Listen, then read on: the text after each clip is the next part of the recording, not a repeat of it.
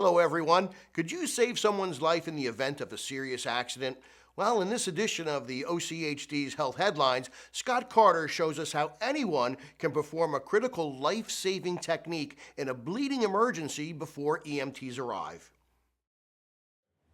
So today's topic that we're going to talk about is bleeding control and how to stop the bleed. In the event of a personal emergency or an emergency that happens at work, bleeding is something that we really need to focus on. The focus is stopping it.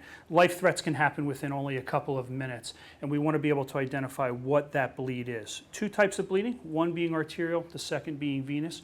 Our concern is arterial. In the event we have somebody that's bleeding from an injury or an incident, we want to be able to sit them down, lay them down as quick as we can, and we want to be able to put our hand on and above that injury. Ideally, for true purposes, we want to put some type of protection on. I'm not using that for demonstrations, but some type of glove or a product over top of the wound to keep you safe. Once you put your hand over top of that and start holding pressure, we want to be able to try to obtain some type of commercially prepared tourniquet or bleeding control kit. The tourniquet today, very simple. Ideally, we want to put it on either the arm or the leg, depending on where our injury is. We open up that tourniquet. We're going to take that arm. We're going to put it on as high and as tight as we can. So we're going to put it on high. We're going to pull it as tight as we can.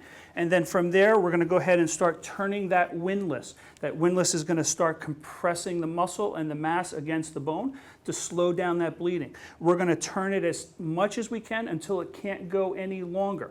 Once we stop, we will then go ahead and lock that into place, hopefully slowing and stopping that bleeding down.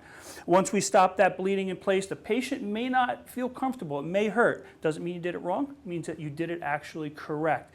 Make sure that we keep this tourniquet in place until the professional rescuers and 911 has been called.